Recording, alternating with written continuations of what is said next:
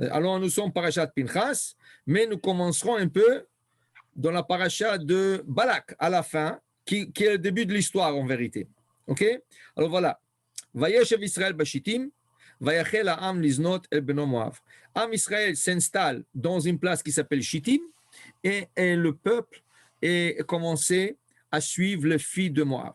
Dis l'Orachem Akadosh, comment est-ce possible qu'ils sont arrivés à ce niveau d'adultère? C'est d'or de A. D'or de A, on parle d'une génération qu'il n'y avait jamais. Il n'y avait jamais, il n'y aura jamais. Okay? Donc, comment est-ce possible qu'on dit, okay? Comment est-ce possible qu'on dit que oui, ils ont fauté, ils ont suivi les filles de Midian? C'est un peu difficile de comprendre. Okay? Alors, on va expliquer un peu. Or HaChaim HaKadosh, Rabbi Chaim Ben Attar, l'Aïloula était la semaine dernière, explique. Dans cet endroit qui s'appelle Shittim, coulait un fleuve d'eau douce, ça veut dire d'eau potable. Quand les gens arrivaient là-bas, ils étaient émerveillés. Dans la nature, tu trouves de l'eau. Okay? Combien de fois on voit dans le désert qu'ils se sont plaints, on n'a pas d'eau, on va mourir, nos animaux et tout ça. Moshe a frappé le rocher et tout ça. Et là, tu arrives dans un endroit, un fleuve qui coule, tu bois l'eau extraordinaire. Seulement, c'était de l'eau empoisonnée. Empoisonnée, pas au point de vue physique, empoisonnée spirituelle. Dit l'Orachem Akadosh, tout celui qui buvait de cette eau recevait un esprit de folie. Comme le nom indique, Shittim, ça vient du mot shtut, folie. Donc, les gens, quand ils buvaient cette eau, il leur rentrait un esprit de folie. Et là, ils n'étaient plus eux-mêmes. Donc, on peut comprendre un peu, dit l'Orachem Akadosh, comment est-ce possible que tellement de gens ont fait cette faute. Cette semaine, si pas aujourd'hui, alors mercredi, on va apprendre que ce n'est pas seulement 24 000, c'est beaucoup de centaines de milliers qui sont morts. Mais ça, on va l'apprendre dans un Rashi. Je ne vous le dirai pas. Ça, c'est un Rashi qui est un peu, je l'appelle ça un Rashi caché. Moi, ça m'a pris peut-être, il y a jusqu'à 3 ans, après 20 ans et plus d'études de Rashi, chaque année, rien que il y a 3 ans, j'ai découvert ce Rashi. Et pourtant, je l'ai lu tellement de fois et je n'ai pas fait attention à ce que Rashi est en train de nous dévoiler. Les centaines de milliers qui sont morts par l'histoire du Shittim. Nous, on lit 24 000, mais Rashi nous dit quelque chose d'autre et le Ramban l'appuie. Il pose une question, il l'appuie, mais il a une petite question sur le Rashi, mais il appuie. Et vous allez voir, vous allez dire, waouh, comment c'est possible? Mais c'est dans le texte de la Torah. Rashi ne dit rien de lui, Rashi n'invente pas. Rashi nous fait ouvrir les yeux sur le texte de la Torah. Vous savez, des fois, on a des choses devant nos yeux, on n'arrive pas à voir. Et c'est pour ça, c'est pas pour rien. Le roi David, il disait toujours, Gal enai ve'abita niflaot mitoratecha. Psaume 119, le guimel, parce que Psaume 119, il va en ordre alphabétique. 8 lettres de chaque lettre alphabétique. 8 fois le aleph, 8 fois le bet, 8 fois le guimel, ainsi de suite jusqu'à taf. Dans le guimel, il dit un verset, Gal enai, Hachem, s'il vous plaît, ouvrez mes yeux, découvrez mes yeux, ve'abita niflaot mitoratecha, pour que je puisse voir le merveille de la Torah. Parce que des fois, on lit et on ne fait pas attention. Et on peut relire, on ne fait pas attention, on peut relire et relire. Jusqu'à qu'un jour, boum, on voit, on dit, waouh, où j'étais toutes ces années, mais c'est pas possible, j'ai étudié, c'est pas que j'ai pas étudié, j'ai étudié, mais où j'étais toutes ces années. Vous allez voir, ce Rashi, vous allez, je vous dis, entre guillemets, vous allez flipper. OK? Même M. Sonego, qui est avec nous, qui lit toujours Mam Loez, il va avoir une petite surprise. OK? Alors, dis-le Rachem Akadosh, le Shittim, un endroit magnifique, un paysage magnifique, un fleuve qui coule, de l'eau potable, mais tout celui qui buvait de cette eau devenait fou. La question, Rabotai, Pourquoi ils vont boire l'eau? Est-ce qu'il leur manque d'eau? Est-ce qu'il leur manque de l'eau, le be'er? Ils n'ont pas besoin de l'eau. Ils ont le be'er, Maim Chaim, de l'eau vif, de l'eau pétillante, de l'eau, tout ce que vous voulez. Pourquoi ils ont bu? Alors, le Oznaim la Torah, un des commentateurs de la Torah, Rabbi Soroskin, il s'appelle, il dit quelque chose d'extraordinaire. Dans une de parachutes de la Torah, on va le lire dans quelques semaines, il est écrit que sur la ceinture, il fallait mettre une petite pelle. Veyad tielecha al azanecha. Tu auras une petite pelle sur ta ceinture. Pourquoi faire? Quelle pelle? Vous savez, les enfants, quand ils vont jouer dans le sable, ils ont une petite pelle avec un petit seau. Ils remplissent le seau, ils font des fois sur la plage, ils font de toutes sortes de palais, des choses comme ça. La Torah te dit, sur ta ceinture, Yad, tu as une pelle. Pourquoi faire une pelle? Alors la Torah le dit. Ce n'est pas un commentaire, c'est la Torah. La raison, Vechisita et seatecha. Quand tu auras besoin de te soulager, tu vas creuser, tu vas faire tes besoins et tu vas couvrir. Parce que si tu ne couvres pas, c'est dans le camp, autour du camp, ça va ennuyer, l'odorat va ennuyer. Et les gens ne pourront pas prier. On n'a pas le droit de prier dans un endroit sale. Il y a 3 millions de personnes. Alors, il faut couvrir. Okay? Vient le Rav Soroskin, il pose une question extraordinaire. Il dit, je ne comprends pas. Mais la manne, c'était quoi? La manne n'avait aucun déchet. Au point de vue que pendant les années qu'ils ont marché dans le désert, ils n'avaient pas besoin d'aller dans la salle de bain. Et c'est pour ça que dans une de plaintes, qu'ils ont dit Bilti elaman enenu, Rashi commente là-bas, dans Parashat Ba'alotra, Bilti elaman enenu, Rashi commente qu'ils avaient peur. Ils ont dit, mais est-ce qu'on a vu un homme de ne pas se soulager? Un jour, son ventre, on peut éclater. Ils ont dit, c'est pas normal qu'un homme ne se soulage pas. Ça, c'était la manne d'Irachi, c'était un cadeau, car il n'y avait pas de déchets. C'était 100% naturel, 100% pur.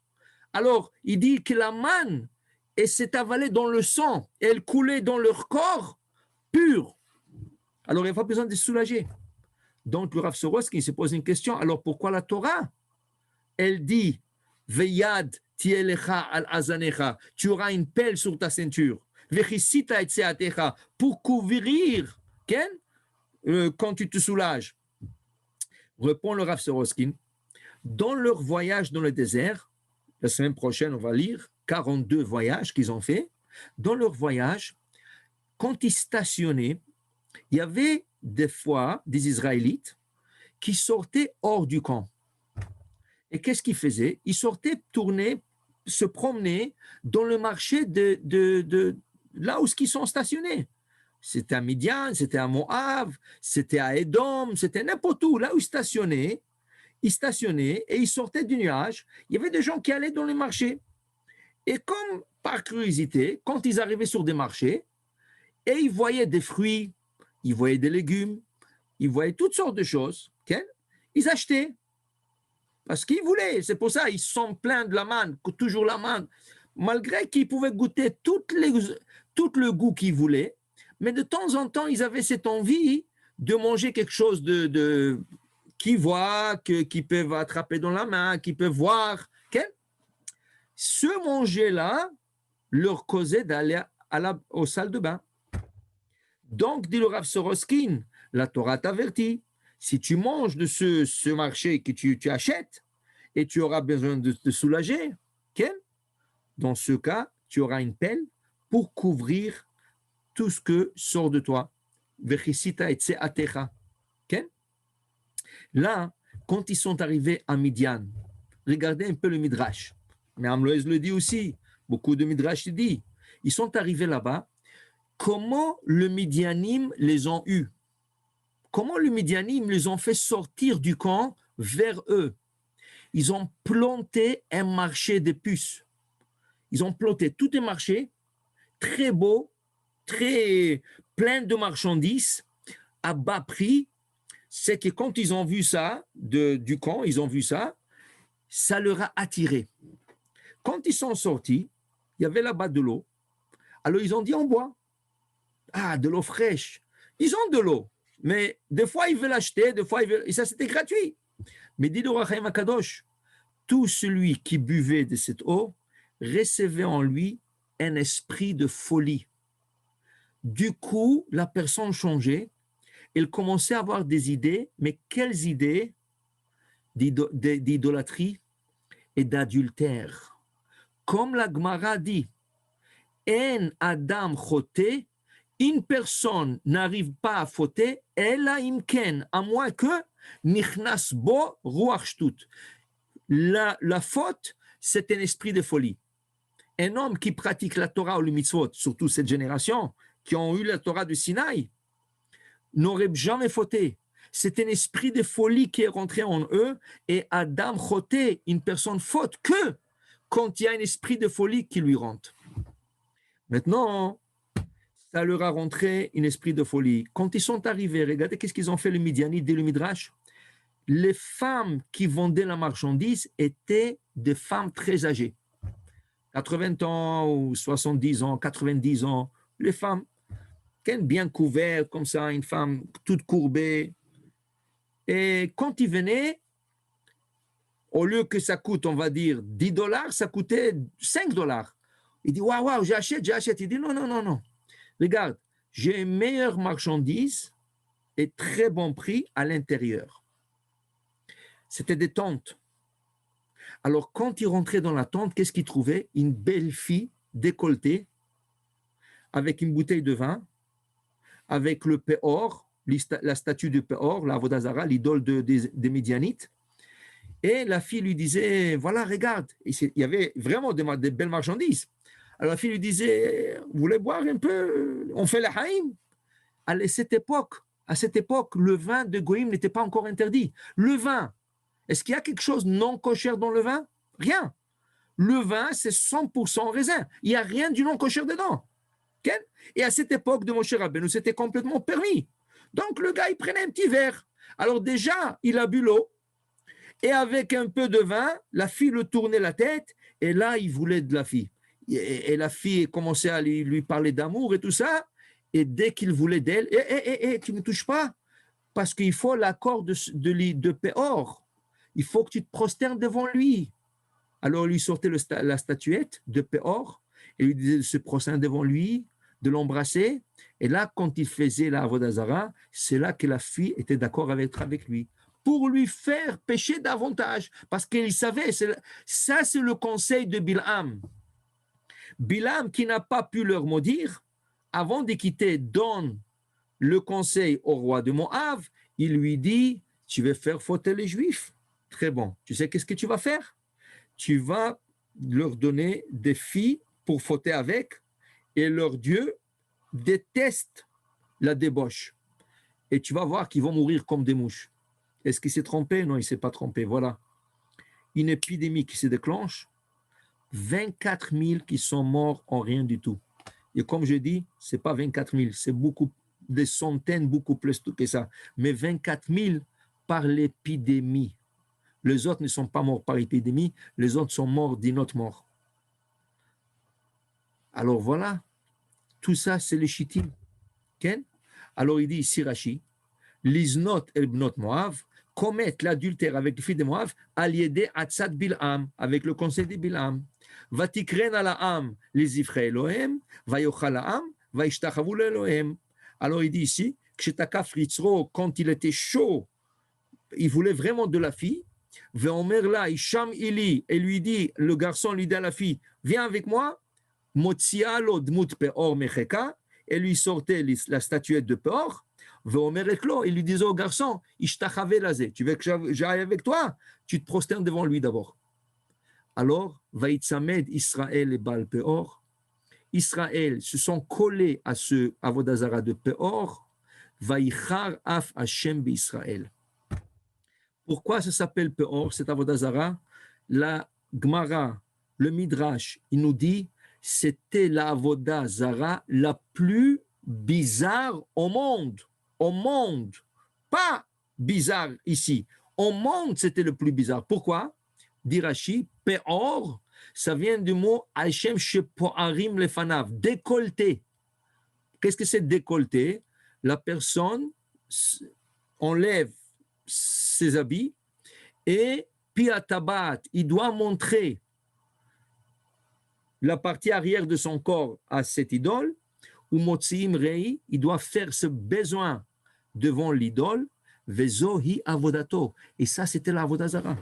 Donc le Midrash nous raconte d'un juif que lui pensait qu'en faisant cela, il dégrade la avodazara. Qu'est-ce qu'il a fait? Il est parti boire de la bière, il a mangé de pain d'orge, ça lui a donné une diarrhée, il est parti devant le Péor, il a eu toute une diarrhée, et il a commencé à rigoler. Et là, le Midianites se sont ramassés. Et ils ont dit qu'on n'a jamais vu pratiquer l'idolâtrie devant le Péor comme celui-là. Celui-là était le meilleur, il disait. Et lui, il ne comprenait rien. Il ne comprenait rien. Quel bizarre d'Avodah Zarah. Quel? Voilà. Ça, ça c'était l'histoire. Alors, Vaïchar af Hashem b'Israël, shalach bahem hagefa. Hachem leur a envoyé malheureusement une épidémie qui a exterminé 24 000 garçons, et grâce à Pinchas qui l'a arrêté, sinon ça aurait allé plus loin. Rien que pour vous dire ce concept d'Or HaChaim HaKadosh, de esprit de folie, okay? On a parlé déjà une fois de ça, dans Hanouka, on a parlé de la fête de Hanouka, mais je vous le rappelle aussi parce que ça a à voir avec ça. Yochanan Kohen Gadol, le père de Maccabi, okay? Matitia ben Yochanan Kohen Gadol. Mais Yochanan Kohen Gadol, que la Gemara dit que pendant 80 ans, il est rentré dans le Saint de Saints, Kodesh HaKodashim, le jour de Kippour, et il sortait avec la bénédiction d'Hachem, okay? Alors ce n'était pas n'importe qui. 80 ans de rentrer dedans et sortir vivant, et bénir le peuple d'Israël et avoir la bénédiction d'Hachem. À la fin de ce jour, il devient renégat. Il renie la Torah. Il ne croit pas dans la Torah. Comment c'est possible? Okay? On ne comprend pas. Jusqu'à qu'il est venu le Harizal. Et par la Kabbale, il nous explique qu'il est arrivé à Yochanan Kohen Gadol de manger un fruit un jour. Dans ce fruit était réincarné une neshama d'un rachat. Lui qui a fait la bracha sur le fruit, mais pas avec beaucoup de ferveur, comme il se doit. Okay? Alors, qu'est-ce qui est arrivé? La neshama est rentrée en lui, et comme c'était un rachat, ça lui a donné un esprit de folie qui a quitté la religion, et il est mort. Il est mort parce que, pourquoi? Il a fait comme les Sadducéens le jour de Kippour, que quand il rentrait, au lieu de sacrifier la pelle avec la kétoret, l'encens, dans le Kodesh HaKodashim, il le préparait à l'extérieur, et c'est comme ça qu'il mourait le jour de Kippour. 300 Kohanim qui sont morts comme ça, et Yochanan Kohen Gadol aussi. Alors, le concept d'esprit de folie, il faut faire attention, qu'est-ce qu'on mange, qu'est-ce qu'on boit. C'est de là, vous comprenez l'importance que la halakha dit qu'il faut faire attention de ne pas manger du manger impur. Qu'est-ce que c'est impur? On n'a pas les concepts de pureté, impureté qu'ils avaient eux à l'époque. Qu'est-ce que c'est impur? Quelqu'un qui ne fait pas Netilat Yadayim le matin, et il te touche ton manger, alors la halakha dit, si c'est quelque chose que je peux rincer, il faut que je le rince. Si par exemple il a touché des raisins, une pomme, ou n'importe quoi, c'est des choses que je peux rincer. Je le prends, je le mets sous un jet d'eau, j'ouvre le robinet, sous un jet d'eau, je le rince jusqu'à qu'il se purifie. Comme Netilat Yadayim. Alors je rince.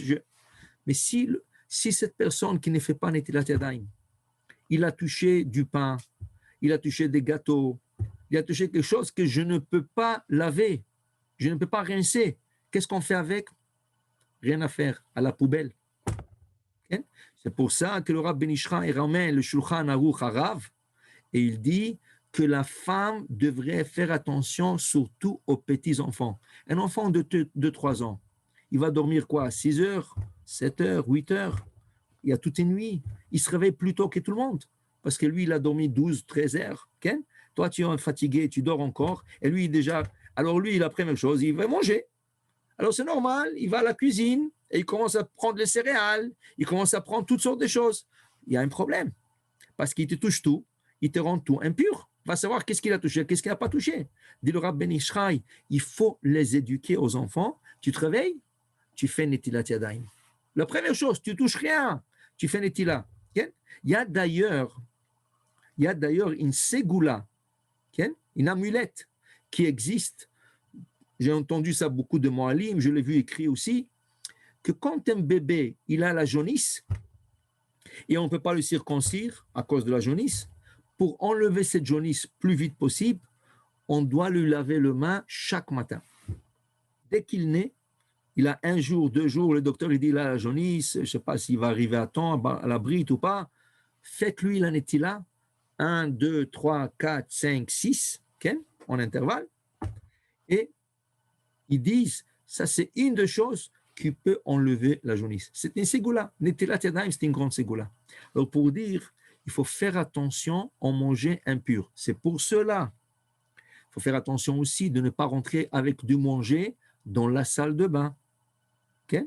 Alors là, il y a une discussion décisionnaire. Quelqu'un qui est rentré avec un bonbon dans sa poche, dans la salle de bain, est-ce que le bonbon devient impur ou pas? Alors normalement, on dit, quand quelque chose est couvert doublement, en double couverture, okay? Alors la chose est protégée. Okay? Alors tu as le petit papier qui couvre le bonbon, plus la poche. La poche aussi, c'est une couverture. Alors tu as 2 couvertures. Alors ils disent, bediavad, a posteriori, c'est considéré protégé et ça ne reçoit pas de l'impureté. Mais il y en a qui sont même stricts à cela. Ils font attention que ne rien rentre dans la salle de bain. Okay? Donc, ce serait bien de ne pas garder des médicaments qu'on avale, okay, dans la salle de bain. Si tu prends des Tylenol, n'importe quel cachet, aspirine, n'importe quoi, ne le mets pas dans la salle de bain, car on dort. Parce que dans la salle de bain, des fois, il y a l'armoire, okay, le petit cabinet, l'armoire. Il y a des gens qui profitent de garder là-bas. Ils vont mieux pas. Okay? Malgré que les médicaments ne sont pas considérés vraiment comme du manger, okay? Mais c'est mieux de ne pas. Tout ce qu'on peut éviter, tout ce qu'on peut se purifier, il vaut mieux de ne pas le prendre dans la salle de bain. Ça fait partie de la pureté et de l'impureté. Ça fait partie de notre quotidien. Okay? Alors voilà, ici, l'histoire était le shittim, l'eau de shittim, l'eau qui les a impurifiés, les esprits, et ils ont commencé à faire une folie de courir après une avoda zara la plus bizarre au monde. Okay? Voilà, une épidémie. Alors, Vayomer Adonai el Moshe, Kach et kol rashi ha'am ve'oka otam l'Adonai neged hashamesh ve'ashuv charon Hashem Israël. Dit Hashem à Moshe, prends les têtes, okay, le chef, okay, le chef de Sanhedrin, et tu vas punir tous les fauteurs. Neged hashamesh, je traduis littéralement, contre le soleil. Ça veut dire en face du soleil. On va voir qu'est-ce que ça veut dire en face du soleil, c'est quoi cette expression. Ve'ashuv charon Adonai Israël, et ça va enlever la colère d'Israël. Kach et kol rashi ha'am lishpot et ha'ovrim lepor. Prends le chef pour juger tous ceux qui sont prosternés devant le port. Ve'oka otam et ha'ovdim hitliya. Il faut pendre. C'est la peine capitale pour la avoda zara, c'est la pendaison. Tout celui qui a été vu par des témoins se prosterner devant le port, il fallait que le Sanhédrin le condamne à la pendaison. Comme on a trouvé, Kmo shematzinu dit Rashi, Bibnei Shaoul, que là-bas c'est écrit aussi ce terme, Oka anum lachem. Vesham, et là-bas dans les enfants de Shaoul, Meforeshet, Ken, c'est écrit spécifiquement qu'ils ont été pendus. L'histoire était, Shaoul, il a envoyé pour tuer Nov, la ville de Kohanim. Nov était une ville que dans cette ville résidaient que de Kohanim.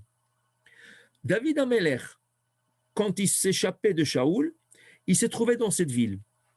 Il n'a pas mangé pendant 3 jours. Et quand il est arrivé là-bas, il a eu le bolmus. Le bolmus, c'est une maladie où la personne perd, il peut plus voir, il voit tout noir, il perd ses sens. Et David, il est arrivé à ce stade parce qu'il a couru de Shaoul et de peur et de ne pas manger 3 jours. Il a eu le bolmus. Quand il est arrivé là-bas, il leur a dit, ou vous me donnez à manger, ou Chab Shalom, il va quitter ce monde. Alors ils lui ont dit, écoute, tu es dans une ville de Kohanim, on n'a que la trouma. La trouma est interdite, tu es Israël, tu n'as pas le droit. Il a dit quoi? Quelqu'un qui est malade, est-ce que tu as le droit de profaner le Shabbat pour lui? Oui. Alors, trouma ou pas trouma, si vous ne me donnez pas quelque chose à manger, il va mourir. Top, ils lui ont donné à manger. Il lui a donné à manger et il s'est remis. Bon, Hachem, il s'est remis. Il voulait quitter. Il a appris, David Amelech a appris que quand il a tué Goliath, il y a quelque temps, ils ont gardé l'épée de Goliath, qui était un géant avec un grand épée. Ils ont gardé l'épée à Nov. Alors il leur a dit, écoutez, c'est moi qui l'ai tué à Goliath. Donc, est-ce que vous pouvez me donner l'épée? Le Kohanim n'avait aucun problème avec ça. Ils ont dit, écoute, tu as tout le droit, c'est toi qui l'as tué. Nous, on l'a gardé comme souvenir, mais si tu le veux toi comme souvenir, tu as tout le droit de l'avoir. Ils l'ont donné à David et il s'est sorti de la ville. Dans la ville, il y avait un des conseillers de Shaoul qui s'appelait Doeg à Adomi, qui était contre David par jalousie. Alors tout de suite, il est parti chez Shaoul, il lui a raconté que David était à Nov, ils lui ont donné à manger la trouma, ils lui ont donné l'épée de Goliath. Et il lui dit au Shaoul, qu'est-ce que vous pensez de tout ça? C'est une rébellion contre le roi.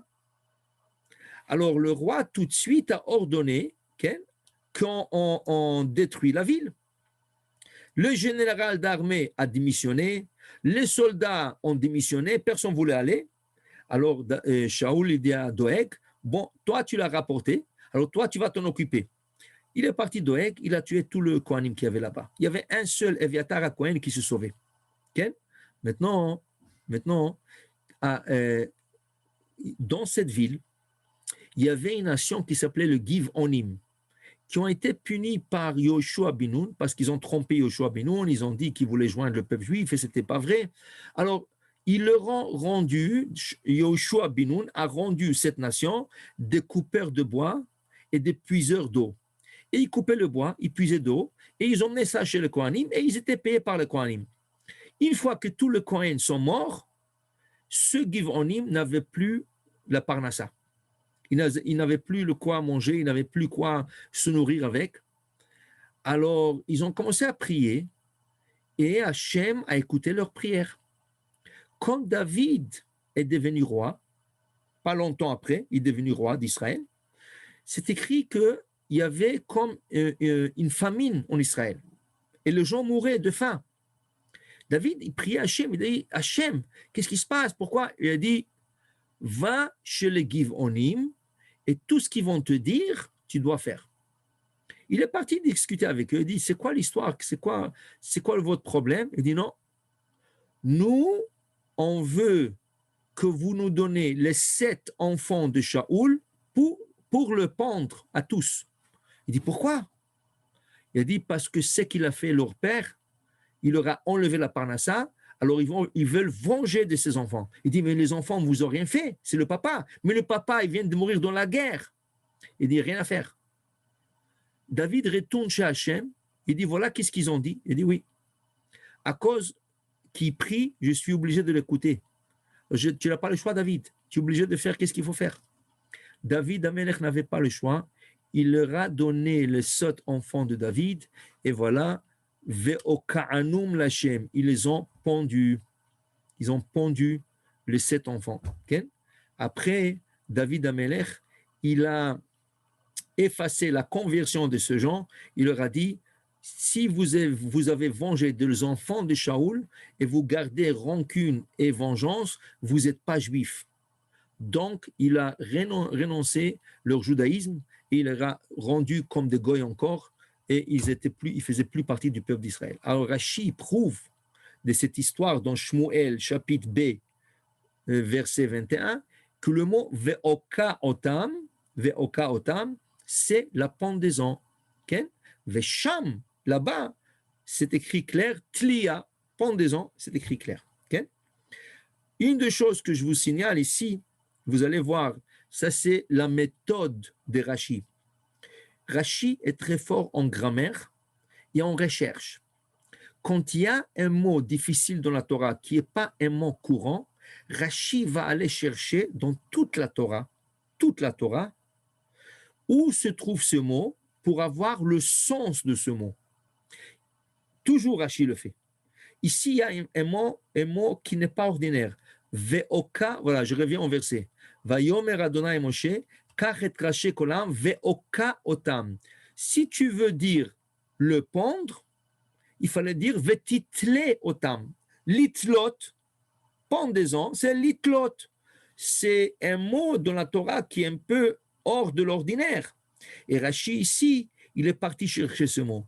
Où il le trouve dans Shmuel, chapitre B, verset 21, Ve'oka'anum, Ve'sham, et là-bas, dit Rashi, là-bas, tout de suite après, Tlia Meforeshet, c'est écrit clair que le Oka'anum veut dire pendaison. Donc Rashi nous a trouvé la source du mot Oka'anum, Oka-otam. Okay? Et Rashi, vous allez voir, si on fait attention, toujours, quand il y a un mot difficile, Rashi va aller chercher la source du mot, d'où provient ce mot, et c'est quoi le sens de ce mot. Okay? Alors il dit ici, Rashi, une seconde. Mais quelqu'un qui fait de la avodah zara, est-ce qu'il est pendu ou est-ce qu'il est lapidé? Normalement, il est lapidé, pas pendu. Alors c'est la suite de Rashi. Avodat elilim biskila. Mais normalement, celui qui fait l'idolâtrie, il doit être lapidé. Mais dit Rashi, oui. D'abord, il va être lapidé. Après qu'il a été lapidé, cette personne est morte. On le pend pour 24 heures et après on l'enterre. Ou pour la journée au moins, et après on enterre cette personne. Donc, au Ka'anum ici veut dire, ils ont fait l'avodah zara, ils vont être pendus parce que ils vont être lapidés d'abord et après ils vont être pendus. Neged Hashemesh, contre le soleil. Qu'est-ce que ça veut dire Neged Hashemesh? Pshat, il dit Rashi, le'en kol. Quand on dit devant le soleil ou contre le soleil, ça veut dire en public. Comme le soleil, il incarne sa lumière sur tout le monde, ainsi ceux-là qui vont être tués parce qu'ils ont pratiqué l'idolâtrie de Péor vont être tués devant tout le monde. Agada, mais dans le Midrash, il est écrit Hashem eshmodia et achotim. Comment on peut savoir? Comment on peut savoir qui c'est qui a fait l'avodah zara? Parmi 3 millions de personnes, comment tu peux chercher ceux qui ont fauté? C'est déjà passé, on ne peut plus savoir. Et l'autre, il va dire, oui, je l'ai vu. Comment tu peux savoir? Dit Rashi, selon le Midrash. Et Anan nikpal mikenegdo, v'achama zorachat alav. Voilà. Très simple. Hachem va nous faire savoir comment ils étaient couverts par un nuage, par des nuages. Okay? Alors, qu'est-ce qui arrive? Celui qui a fauté, le nuage se plie de lui. Ça veut dire qu'il n'est plus protégé du nuage, qui est un miracle. Un nuage, il couvre sur toute une surface. Mais là, le nuage va faire un trou sur la personne et cette personne, elle va être directement sous le ciel. Et qu'est-ce qui va arriver? Le soleil va briller sur cette personne. Et là, quand tu vois ça, tu vois que cette personne n'est pas couverte par le nuage et le soleil qui brille sur lui, tu vas savoir qu'il a fait la avodah zara, tu n'as pas à chercher. Ça, c'est un témoignage du ciel qui est un miracle. Et c'est pour ça qu'on dit Neged Hashemesh, okay? Devant le soleil ou sous le soleil. Okay? Vayomer Moshe el Shoftei Israël. Dit Moshe aux juges d'Israël. Ok? Irgu, Ishanashav anitzmadim le Baal Peor. Il faut que chacun de vous tue tous ceux qui ont fauté au Baal Peor. Okay? Maintenant, le juge, rappelez-vous, je reviens en arrière, le conseil du beau-père de Moshe. Comment il s'appelait? Yitro. Quel était le conseil d'Yitro? Tu vas nommer Saré Alafim, Vesaré Meot, Saré Hamishim, Saré Asarot. 2 juges de 1000, 2 juges de 100, 2 juges de 50 et 2 juges de 10. Qui veut dire juges qui vont être en charge, un juge qui va être en charge de 1000 personnes, un sous-tribunal le juge va être en charge de 100 personnes, un sous-tribunal, un juge qui va être en charge de 50 personnes, un sous-tribunal où le juge va être en charge de 10 personnes. Comme si tu as comment on appelle ça, la petite créance, la plus grande, jusqu'à la Cour suprême. OK? Maintenant, regardez quelque chose d'extraordinaire. Attachez-vous la ceinture. Irgu Ishan Ashav. Chaque juge doit tuer des hommes. Combien de juges avait en Israël? Kol Echad ve'echad midayane Israël, chacun des juges d'Israël, Aya Oreg, il tuait Shnaim, 2 personnes, pas plus. Moshe a donné à chaque juge de tuer 2 personnes, pas plus. Chacun, il fait un travail, 2 personnes. Une seconde. Quel était le nombre de juges d'Israël à cette époque? Vedayane Israël, Chet Ribo, 80 000, ou Shmonat Alafim et 8 000, Kedita Besanedrin, comme la Gemara nous enseigne à Sanhedrin. 88 000 juges. Rabotai, je vous dis, j'ai lu ces Rashi des années et des années, je n'ai jamais fait attention. Qu'est-ce que Rashi veut nous dire? Qu'est-ce que Rashi veut nous enseigner? Moshe, il dit, El Shofte Israël, à tous les juges d'Israël, vous êtes obligés par la loi juive, Irgou, de tuer Ish, chacun de vous, Anashav, les hommes dans votre tribu, vous êtes obligés de tuer Anitzmadim le Baal Peor, tout celui qui a fait le Peor. Comment vous allez savoir? Vous allez voir le soleil qui brille sur la personne. Combien de personnes chaque juge a besoin de tuer? Rachid dit 2. Combien de juges ils sont? 88. Alors on va voir si vous êtes fort en maths.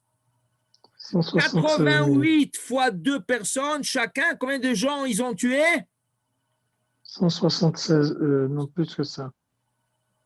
176, 300, à peu près 342 000. Non. Non, 176. 176. 176. C'est ça. 82 fois 2. C'est ça. 88. 88 fois 2. 88. 88. Ça fait 176. 176 000. Fois 176. Bodo. C'est 176 000. Monsieur le rabbin. C'est ça. Oui. Monsieur le rabbin, on peut contester. Ah, oui, non, une seconde. Laisse-moi finir et après je te laisse à contester, à confesser tout ce que tu veux faire. OK? Une seconde, Benjamin. J'arrive. Laisse-moi finir rien qu'ici. Et après, tu peux enlever ta ceinture si tu veux. Tu peux te défouler comme tu veux. Une seconde. OK? Rachid dit, chaque juge a tué 2 personnes. Donc, ça nous fait 176 000 qu'ils ont tués. Vient le Ramban, écoutez ça. Vient le Ramban et il conteste, je ne sais pas si c'est la contestation de Benjamin, mais vient le Ramban, il conteste et il nous dit non, il n'est pas d'accord avec Rashi. Sur quel point? Il dit que le nombre de juges n'était pas de 88 000, il était de 77 000. Donc, pour le Ramban, c'est seulement 154 000 personnes qui ont été tuées. Tu comprends? Le Ramban, il est d'accord avec Rashi, qu'il fallait qu'il tue 2 personnes chacun. Il n'est pas d'accord avec les chiffres, le nombre de juges que Rashi dit, c'était 88 000, et ils ont tué 176 personnes. Lui, il dit que c'était 77 000. Et en total, ils ont tué 154 000. Rabotai, c'est un chiffre énorme. Okay? Et ça, tu ajoutes là-dessus les 24 000 garçons qui sont morts par une épidémie. Ça veut dire plus ou moins 200 000 personnes en quelques heures. En quelques heures, cette histoire de Péor a coûté au peuple d'Israël 200 000 âmes juives qui sont mortes, ou par une épidémie, ou par l'épée condamnée par le Sanhédrin. C'est quelque chose de la folie. Et là, ça va nous servir, gardez ça en tête, ça va nous servir pour le début de la paracha de Pinchas. Ok? Maintenant, je m'arrête ici. Voilà, Benjamin, il a détaché sa ceinture et on va le laisser se défouler avec ses questions. Vas-y. Non, mais ouais, le Midrash, il dit Oui. que la majorité qui sont décédés, c'est le Erev Rav. Ok. Parce qu'ils étaient en dehors des nuées et tous ceux qui étaient impurs, la tribu de Dan, tous ceux qui étaient à l'extérieur, Okay. c'est eux qui sont partis voir les Midianites et qui sont rentrés dans les shops et qu'on fait tout ça. Ok, C'est la pas tribu de Dan, c'est des juifs. La tribu de Dan, c'est des juifs. Oui, mais Ouais. ça est la majorité du Erev Rav. Donc Ok. vous avez dit que c'est de chaque personne du Sanhedrin, 2 personnes de chaque sa tribu, de chaque tribu. C'est ça. La majorité, c'était d'abord la tribu de Dan, et la majorité, c'était le Erev Rav. Donc, on peut contester le chiffre. Ok. C'est pas que des juifs. Non, tu ne peux pas contester le chiffre, c'est le chiffre. Tu ne peux pas contester le chiffre. Je vais t'expliquer quelque chose. On a parlé de ça une fois, que dans les Midrash, il y a des opinions, des divergences d'opinions. Le Midrashim disent, Erev Rav, j'explique à l'audience ici, parce qu'on n'est pas tous à ton niveau. Bon, Hachem, tu es au niveau. T'es calé, tu viens de Paris. Non, c'est pas vrai. Excuse-moi, mais il faut que je parle à tout le monde ici. Il faut que je. Erev Rav, c'est les gens qui sont sortis de l'Égypte, c'est des Égyptiens qui ont accompagné le peuple juif en sortant d'Égypte. Hachem dit à Moïse, ne les accepte pas parce que ce n'est pas des vrais convertis. Ils ne veulent pas se convertir. Ils quittent l'Égypte parce que l'Égypte est détruite. C'est comme un peu, si on peut comparer ça, quand les murs de cette nation communiste de la Russie sont tombés, il y avait plein de gens qui sont arrivés en Israël en se disant qu'ils sont juifs. Le rabbin, les rabbinim ont opposé cela parce qu'ils ont dit la majorité c'est des goïs. Et ça, avec le temps, ça a été prouvé. Ils ont fait de ravages en Israël. Ils ont ouvert des magasins de la viande blanche. Ils ont ouvert des maisons de débauche. Ils ont ouvert des casinos, la mafia russe, tout ce que tu veux. Et des rabbinim qui ont averti le gouvernement d'Israël de ne pas les accepter. Oui, il y avait des juifs, mais la quantité de Russes qui sont venus, la majorité n'était pas juifs. Ils se sont procurés de faux passeports parce qu'ils voulaient laisser des pays communistes venir en Israël, recevoir de l'argent du gouvernement, tout ce que tu veux. OK? Maintenant, la même chose est arrivée. Il n'y a rien de nouveau dans l'histoire. C'est exactement ce qui est arrivé à l'époque de Moïse. L'Égypte a été détruite. Il n'y avait plus d'eau, il y avait la plaie du sang, ça sentait mauvais avec les grenouilles qui sont morts, et il y avait des poux, il y avait des bêtes féroces, il y avait tout ce que tu veux. L'Égypte était complètement détruite. Alors, beaucoup de goïms qui sont restés, qui n'étaient pas Bechor ou n'importe quoi, qui ont profité, ils voulaient sortir avec les Juifs. Moshe, il dit à Hachem, oh, on va devenir une grande nation. Une plus grande nation en sortant avec eux. Et Hachem dit non. Tu ne les acceptes pas parce qu'ils vont faire que des problèmes. Il dit Moshe, pourquoi Hachem dit tu sais quoi Moshe, tu veux les accepter, tu veux les convertir. C'est pour ça que chaque fois qu'il y a un problème avec le Erev Rav dans le désert, Hachem, quand il y avait le veau d'or, il lui dit Red, descends de ta grandeur, Kishichet Amecha, c'est ton peuple qui a fauté. C'est pas mon peuple, c'est pas les Juifs. Les Juifs sont trop innocents, trop bien. S'ils ont fauté, c'est le Erev Rav qui le pousse. Chaque fois qu'il y avait une plainte, il n'y a pas de viande, il n'y a pas d'eau, il n'y a pas de ça, c'est le Erev Rav qui initiait le problème. OK? Selon le Midrash, combien de convertis comme ça? Combien de gens comme ça? Trois opinions. Il y en a ils disent qu'ils étaient égaux en nombre de Juifs. Donc, on est sorti 600 000 hommes de 20 ans à 60 ans. Alors, ils étaient 600 000 personnes. Deuxième opinion de le Midrash, ils étaient le double du peuple d'Israël, donc 1,2 million. Et troisième opinion, ils étaient le triple du peuple d'Israël, donc 1,8 million. Okay? Et dans le désert, c'est eux qui vont toujours initier le problème. Apparemment, selon beaucoup de Midrash, ils se sont tous mélangés dans la tribu de Shimon. Les autres tribus ne les ont pas acceptés parce qu'il fallait camper. On ne trouve pas qu'ils avaient un camp spécial à eux. Alors, il fallait qu'ils se mélangent quelque part. Ils disent qu'ils se sont mélangés dans la tribu de Shimon. C'est pour ça que Rashi, dans la paracha Pinchas, ici, il va dire que tous les 24 000 garçons qui sont morts par l'épidémie, ils sont tous de la tribu de Shimon. Vous allez voir, Rashi fait le calcul, combien ils étaient dans le désert, combien ils sont juste avant de rentrer en Israël, et Rashi nous dit, alors selon mon compte, il manque 24 000 garçons, tous ceux 24 000, ils sont de la tribu de Shimon.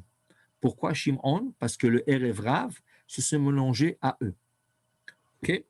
Il y en a qui pensent qu'ils sont mélangés dans des autres tribus. Alors, il y a des midrash, je reviens à l'intervention de Benjamin, il y a des midrash qui disent qu'ils étaient que de la tribu de Shimon. Okay?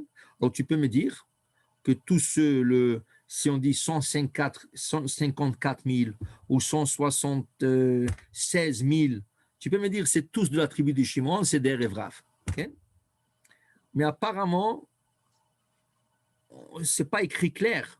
Alors, on peut dire comme ça et on peut dire comme ça. Il y a un midrash comme ça, il y a un midrash comme ça. Donc, dans le midrash, on ne peut pas prendre des faits accomplis pour dire « Ah, c'était que le Erev Rav.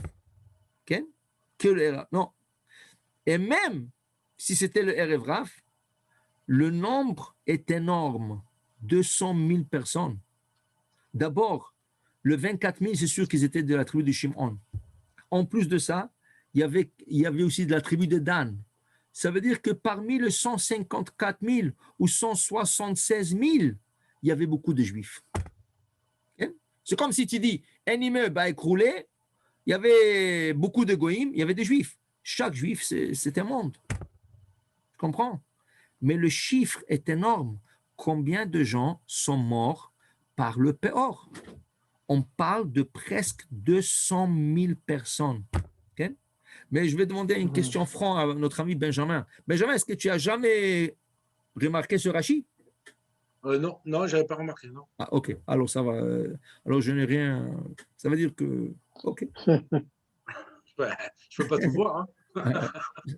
C'est un Rashi extraordinaire, extraordinaire. Je vous dis, si tu ne fais pas attention, qu'est-ce que Rashi est en train de dire? Tu le lis comme ça, mais tu ne fais pas attention, qu'est-ce qu'il est en train de dire? Rashi dit clair, Aya Oreg Shnaim, il fallait qu'il tue deux. Okay? Et le nombre de Dayanim, c'est 88 000. Donc, il faut que toi, tu fasses le calcul tout de suite. 88 000 fois 2, 176. Donc, on recommence à la question, ils devaient tuer deux de leur tribu. C'est ça, de leur tribu. Alors donc, c'est énorme, c'est ça. Mais c'est la question que je vous dis tout à l'heure. Ça veut dire, ça veut dire que Lévi, Dan, Reuven, Yehuda, non, Lévi, leur tribu. Donc, ils ont fauté, ces gens-là. Mais en réalité, c'est le Erev Rav qui a fauté. C'est là que je ne comprends pas. Ok, alors c'est ça que j'ai expliqué. C'est ça que j'ai expliqué. Si on voit, selon l'opinion qui dit que le Erev Rav s'est mélangé que à la tribu de Shimon, marche pas. Donc, ici, quand ils ont tué dans toutes les tribus, c'était des Juifs qu'ils ont tués. Si on dit que le Erev Rav, selon l'autre opinion de Midrash, le Erev Rav se mélangeait à toutes les tribus, donc tu peux dire qu'à chaque tribu, quand ils ont tué, la majorité qui ont été tués, c'est des Erev Rav. Qui c'est qui a raison? On ne peut pas dire En Makshim ala Darshan. On ne peut pas poser une question d'un Midrash à un autre. Chaque Midrash a droit de son opinion. Mais quand même, imagine-toi, 200 000 enterrements dans un jour. C'est énorme. Okay? Erev Rav, pas Erev Rav, c'est énorme. OK? Oui.